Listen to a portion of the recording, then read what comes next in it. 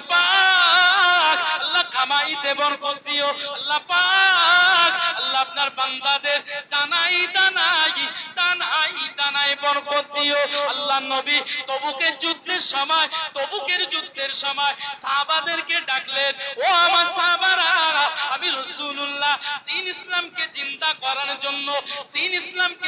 করার জন্য আমি রাসূলুল্লাহ তোমাদের কাছে কিছু মাল সামান চাচ্ছি ও আমার সাহাবীরা তোমরা তবুকের যুদ্ধের জন্য কিছু মাল সামান দাও আল্লাহ নবী সাহাবীরা তবুকের যুদ্ধের জন্য সামান আনতে লেগে গিয়েছে নবী পাকের সাহাবীরা অনেক অনেক অনেক অনেক এনেছেন হযরত ওসমান গনি রাদিয়াল্লাহু তাআলা আনহু তিনি বাড়িতে অর্ধেকটা রেখে এসেছেন তিনি অনেক অনেক অনেক অনেক দৌলতের মালিক ছিলেন তিনি বাড়িতে কিছুটা রেখে এসেছেন নবীর দরবারে কিছু অর্থ নিয়ে এসেছেন হযরতে ওমর ফারুক একই কাজ করলেন হযরতে আলী কাররামাল্লাহু ওয়াজহু তিনিও একই কাজ করলেন হযরতে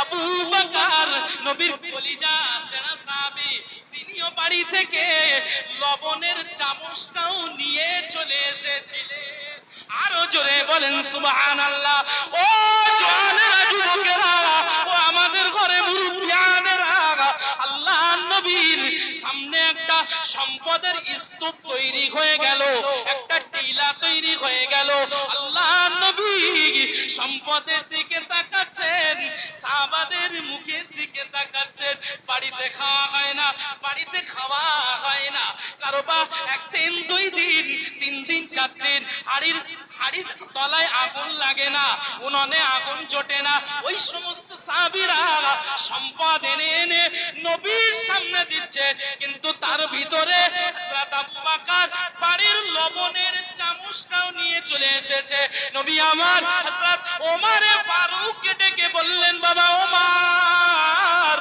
ও বাবা ওমর আজকে আমার আবু বকরের দিকে দেখো বাবা আজকে আমার আবু বকরের দিকে দেখো বাবা আমার আবু বকরের এই ছোট্ট দানটা আল্লাহ দরবারে বড় পছন্দনীয় হয়েছে আরো জোরে বলেন সুবহানাল্লাহ হযরত ওমর বলছেন ইয়া রাসূলুল্লাহ ইয়া হাবিবাল্লাহ হুজুর হযরত ওসমান কোথায় যাচ্ছে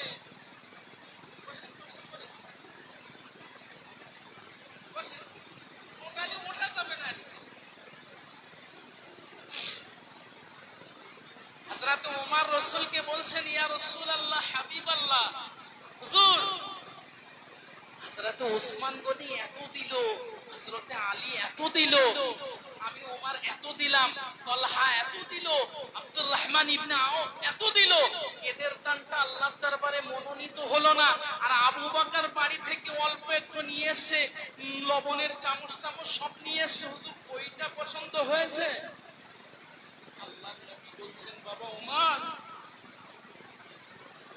তুমি তো অনেক কিছু দিবে তোমার ভাই হযরত ওসমান অনেক কিছু দিবে তবে ওমর তুমি কতটা দিবে ও জওয়ানেরা যুবকেরা ও ছেলেরা বাচ্চারা তরুণেরা ও আমাদের ঘরে মুরব্বিয়ানেরা বাবারা শুনে রাখো বাবা নবী পাকের এই কথার জবাবে হযরত ওমর ফারুক বলেছিলেন ইয়া রাসূলুল্লাহ গে ইয়া হাবিবাল্লাহ হুজুর আমি ওমর ফারুক আমি আধা দিয়েছি আধা আমার বাড়িতে রেখে এসেছি এ বাবা ওসমান তুমি কতটা দিলে বাবা হযরত ওসমান বললে ইয়া রাসূলুল্লাহ গে ইয়া হাবিবাল্লাহ হুজুর আমি অর্ধেকটা দিয়েছি অর্ধেকটা আমি বাড়িতে রেখে এসেছি এ বাবা আলী তুমি কতটা দিয়েছো হযরত আলী বললেন হুজুর আমি আলী বড় গরীব মানুষ ও হুজুর আমি অর্ধেকটা দিয়েছি অর্ধেকটা আমার বাড়িতে রেখে এসেছি আল্লাহ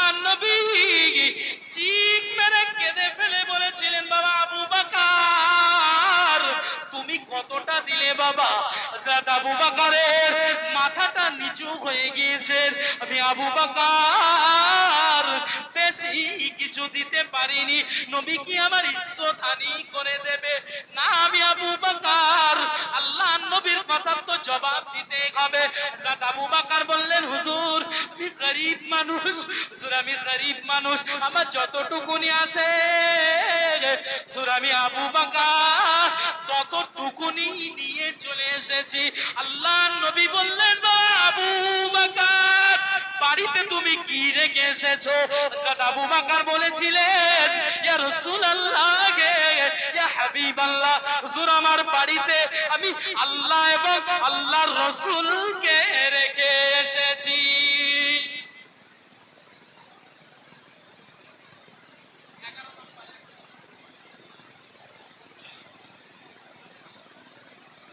11 নম্বর 1000 টাকা কে দেবে?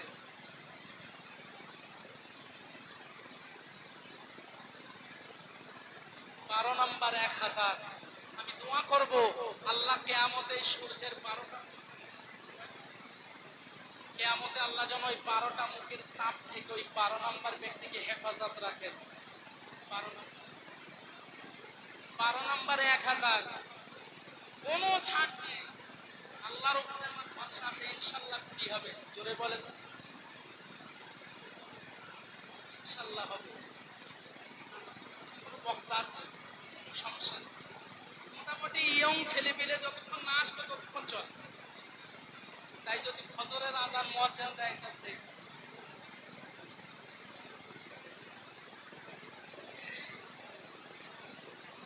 একজন বুদ্ধিমান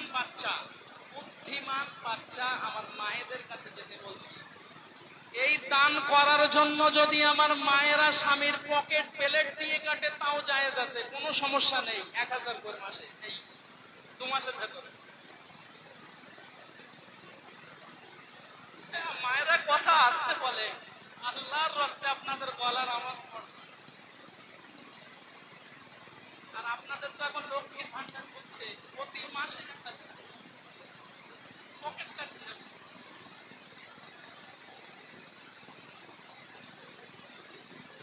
যাও, একজন যাও, যে কোনো একজন ভালো বুদ্ধিমান বাচ্চা, আর যদি যাদের সমাজে চলাফেরা আছে যান, যে কোনো একজন যান, দেখেন কেউ দেয় ইনশাল্লাহ দেবে। কারণ যুবকদের থেকে মায়েদের মন নরম না।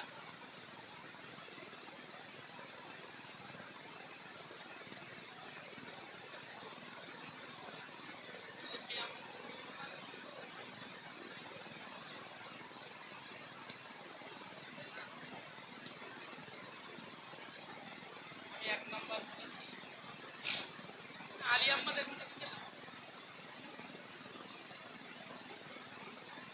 আল্লাহ আল্লাহ আমার মালিক, আজকে এই মসজিদের মুয়াজ্জিন কিয়ামতে ওই 12টা সূর্যের হাত থেকে বাঁচতে চাই। আল্লাহ কবুল করো, আল্লাহ কবুল করো। আল্লাহ মুয়াজ্জিনের মনের আশা পুরা করো, এই রুজিতে বরকত দাও আল্লাহ পাক, আল্লাহ কামাইতে বরকত দাও আল্লাহ পাক। আল্লাহ আমার ওই চাচা, আল্লাহ আমার ওই চাচার দানাই দানাই দানাই দানাই বরকত দাও।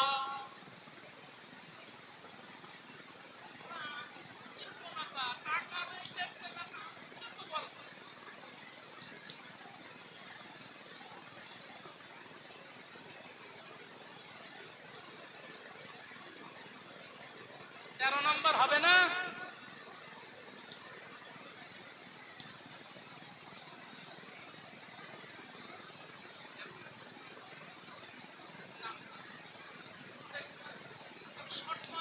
শর্ত রেখেছি, মক্তবের কাজ হচ্ছে 2 মাস সময়।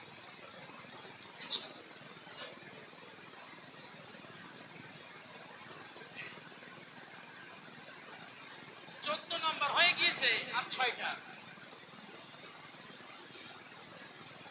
আর 6টা, আর 6 জন হবে না ইনশাল্লাহ।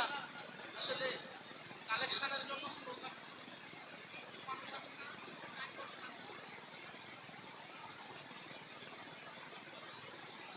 তাও বলো এইটা আছে 20 জন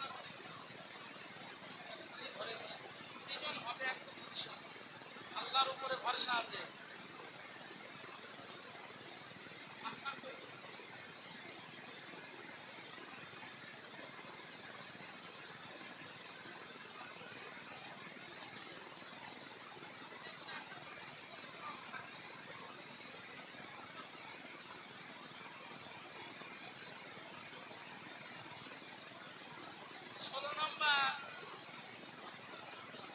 ইনশাআল্লাহ? এটা তাকবীর দেন তো দেখি, তাকবীর শেষ হওয়ার আগে যেন একটা হয় সেই রকম মন দিয়ে খালেস অন্তরে তাকবীর দেন। নারায়ে তাকবীর। আরো জোরে বলেন নারায়ে তাকবীর। দাতাগণ বলেন জিন্দাবাদ, দাতাগণ বলেন জিন্দাবাদ। নারায়ে তাকবীর, নারায়ে তাকবীর।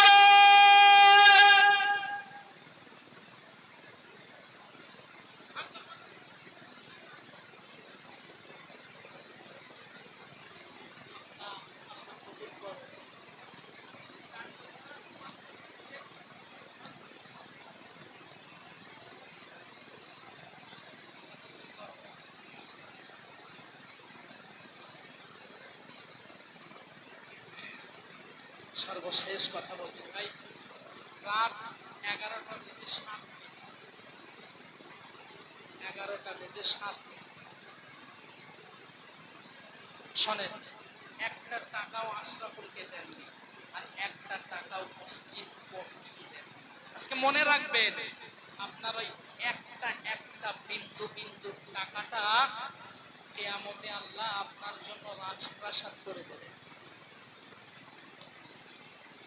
যদি বলেন কেন, দলিল দেই না। রাসূল আমার মসজিদে নববীতে সাহাবাদের সামনে, সাহাবাদের সামনে তিনি বলছেন, আমি পানির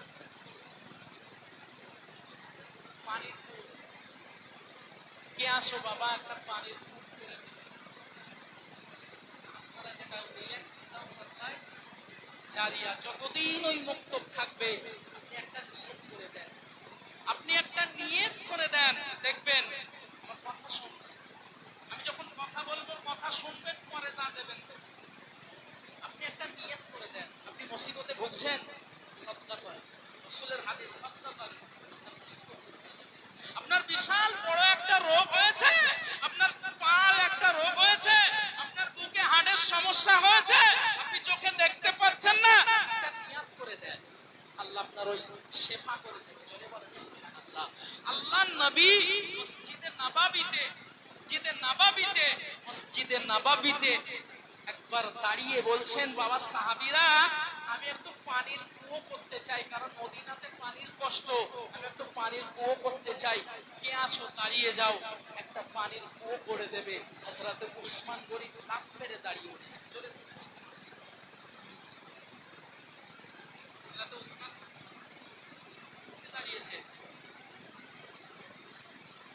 আল্লাহর নবী বলছে, বাবা উসমান একটু পানির কুয়ো করবে, ঠিক আছে?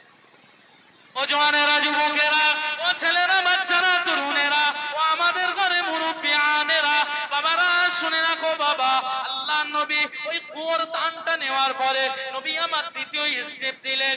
ও মদিনাবাসী শুনে রাখো, আমি রাসূলুল্লাহ আজকের এই মসজিদে নববী, এই মসজিদটা আমি বসে আছি, এই মসজিদটা, এখানে আমরা নামাজ আদায় করি, তবে মসজিদ বলে এমনটা কোনো ফেরা বেড়া নেই।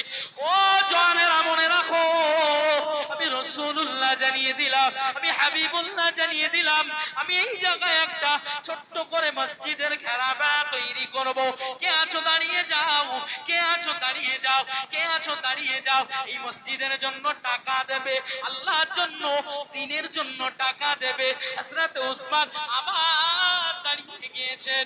যদি কোনো ভাই, যদি কোনো ভাই খালেস অন্তরে দান করতে চান, আমি গুনাহগার, আমার অন্তর থেকে দোয়া করি ওই ব্যক্তিটার জান্নাতের সাথী যেন আল্লাহ পাক হযরত উসমানকে করে দেয়।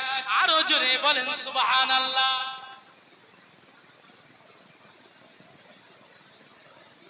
এই মুহূর্তে সেই কুরবানি দিতে আপনাদের সাথে